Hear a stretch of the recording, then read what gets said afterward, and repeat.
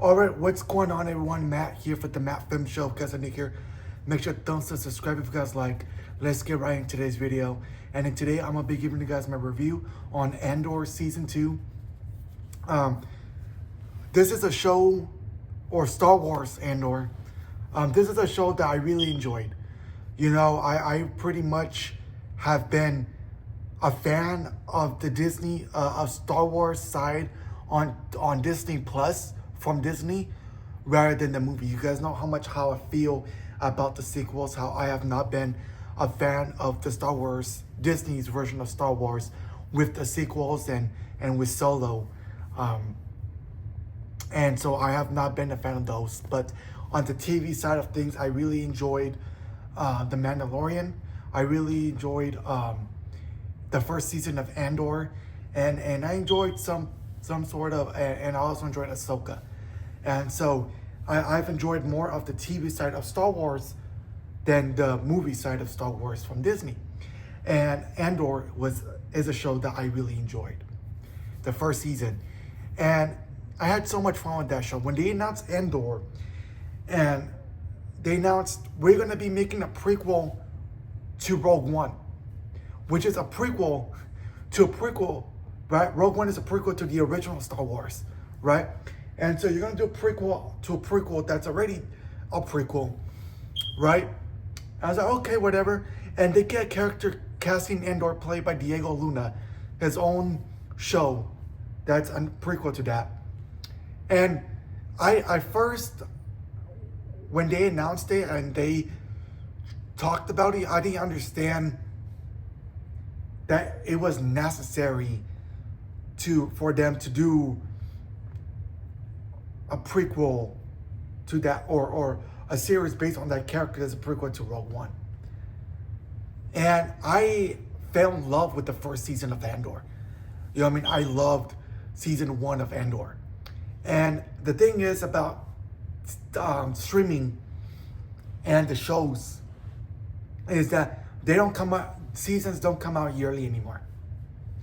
That used to be back in the day when they were on cable and all that, right? Every year there will be a season. Streaming is totally different now. You know what I mean? They don't drop seasons until like 3 years later, 4, 5, 6 years later. You know what I mean? Andor came out 3 years ago, 2022, I believe, and they're coming out with season 2. And they just came out with season 2 this year. And I really, like I said, I really loved Andor. I really did. I really loved The Mandalorian, and I really loved Andor. I wanted to love Obi-Wan. I came out disappointed with Obi-Wan. They had some enjoyable moments, but I did came out disappointed. Same with Ahsoka. You know, Ahsoka season 1 had some enjoyable moments, but at the end of the day, I did come out very bit disappointed with Ahsoka and Obi-Wan. I was not a big fan of Book of Boba Fett, that one, and I did not enjoy Acolyte at all. That one's won't be against second season. It got canceled after 1 season. So Andor season 2 just came on Disney Plus, just ended, right? And the premise is casting Andor's journey as he matures into the rebel leader we see him in Rogue One, exploring the growing tensions of the rebellion, the Emperor's crackdown. Stars Diego Luna as Cassian Andor, Kyle Soler as Cyril Khan, Audra Arjona as Bix Kalin, and Stellan Skarsgård as Lieutenant Rail. Those are like basically the main stars of the show. And I really enjoyed this season. I really, you know what I mean, it goes, you know what I mean, to the rebels and the stormtroopers from the original trilogy side of Star Wars, and which I really love that era of Star Wars, the original trilogy, right? I would say this. I'm quite a fan of the prequels. I grew up with the prequels, right? So I'm a big fan of the prequels. There are some moments that we have some more enjoyable moments that the prequels have. Obviously, the original trilogy to me is one of the best trilogies of all time. But anyways, we're talking about Andor. I really enjoyed this season. Um, what's his name? Who played? Um, um, oh man, what's his name?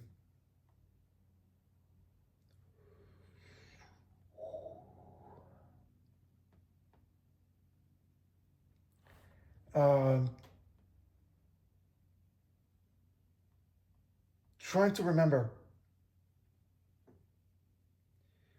Uh,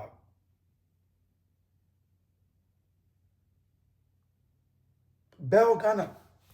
Benjamin Bratt plays Belgana, which is um, the father of Leia, the adopted father, if you guys remember him. Um, the actor was um, he couldn't come back, so they had to replace the actor. So that was one of the actors. Kind of when I was watching episode season 2, when the sound was like, wait, this does not look like Belgana. But then I remembered that the actor had left because of scheduling conflict. So yeah, a lot. Um, this is a fun show. Um, you know, it brought back the this is a show that brought the love and what Star Wars is without the lightsabers, right? This is what I loved about Rogue One. Rogue One was able to tell a prequel to the original Star Wars the way a prequel should be told, in a sense. And this show brought that love and continue to bring that love and that stuff that worked from Rogue One into Andor. It continued with that. And Andor was a character that I really enjoyed from Rogue One. And then Andor season 1, but with season 2 allowed me to continue loving this character even more. For me, too, it's like, you know what? I have been so invested with this character. I love this character of Andor. Would like to see more of this character, right? Just what they were able to do with this show. And I thought that they did a great job continuing that, right? And not only the continuing the story of Andor, but continuing the stuff that worked from Rogue One into Andor, and making Andor one of the best shows on of Star Wars on Disney Plus, right? This is a 12 episode season, 24 episodes total. Season 1 had 12 episodes. This is 12 episodes. The way that they released this season, or even last season as well, was they released every 3 episodes. So instead of 12 weeks of releasing one episode each week, it was 4 weeks. I released in 3 episodes, right? To equivalent to 12. 3, 6, 9, 12. And so when I saw that they did that back in season 1, and they did that again here, I said to myself, I it really I understand. I don't like that they do that. You know, I don't like that they release 3 episodes with, especially like Andor, 12 episodes, right?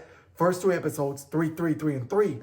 I understand that you do that for the first 3 episodes, or release the first 2 episodes. I really enjoyed that they do that, because usually when they release an episode that's just 1 episode per week, right? Or the first episode, just 1 episode. Sometimes the show or the action does not start, or the best parts, whatever, to the second, third, fourth episode, right? So I really like when they bring 2 episode premiere and weekly episodes, because he's like, yeah, you know what? The first episode was decent, it was good, but there was not a lot of action. But when the second episode comes, okay, you know what? I see where this season's going. I see where they're taking the story and this show. You know what I mean? And I appreciate that they did that with 3 episodes, which they did that first season. They did that here. But I was like, yeah, you know, you did 3 episodes there, but I really liked that it is, okay, you did the first 3 episodes, next week, let's release episode 4, then 5, and 6, and 7. So I kind of feel like that this is a show, like the first season, that they just wanted to release right away. You get what I mean? They're like, yeah, you know what, let's just release all 3 episodes, 3, for 4 weeks, and have people forget. But I did not like how they did that, because I like that they did that the first season, the first week, right? That's fine. But I did not like how they did that, because, you know, for me, it kind of felt like they just wanted to get the season over with, to get the show done with, right? And I'm not saying that this is a great show. Fantastic show. One of the best Star Wars shows that they have made, being obviously Mandalorian and all that. But to me, kind of felt like that they wanted people to just forget about it, which I'm not saying it's bad. No, you should check this show out. If you haven't seen the first season, watch the first season, watch the second season. You're going to really enjoy the Andor. Andor is a really great show. I really had fun with the show. But to me, I just did not like how they did that. You know what I mean? Like they did something similar to that with Daredevil. Not like this, but you know, with Daredevil Born Again, they released the first 2 episodes, right? I think they released the last 2 episodes. That's fine. But with Andor, they released 3, and it kind of felt to me that they just wanted to get this over with. It kind of felt with Echo, with Marvel's, with the MCU show Echo, where they released all 5 episodes all at once. I really enjoyed Echo. I thought Echo was a great show, right? I thought Echo was fun. It was a great show. I really enjoyed it. I had no interest in Echo, saw the show, and I came out enjoying Echo. But they released the first 5 episodes, and to me, it kind of felt like they just wanted to release Echo and forget about Echo, right? And so this is how I felt about Andor. They did this the first season. Now with this one, kind of felt like they just wanted the show to end, to get over with. So I did not like that they did that. So that was my worst, not worst, but this bad comment of this show that I did not like was the release schedule of this show, of the episodes. That kind of felt like they just wanted the show to end right away. But overall, I had fun with this show. It really allowed me to continue loving the character of Andor, to learn more about the rebellion, to learn more about the rebels, and right, and to learn more of the backstory of that, right, and always the backstory of Andor's character as well. So they were able to bring the love from Rogue One and continue it to this show. And obviously Jen Erso's not in here. There's no K2SO and what was the other Donnie Yen's character. This is just Andor. What's his name comes back? Oh man. What is his name?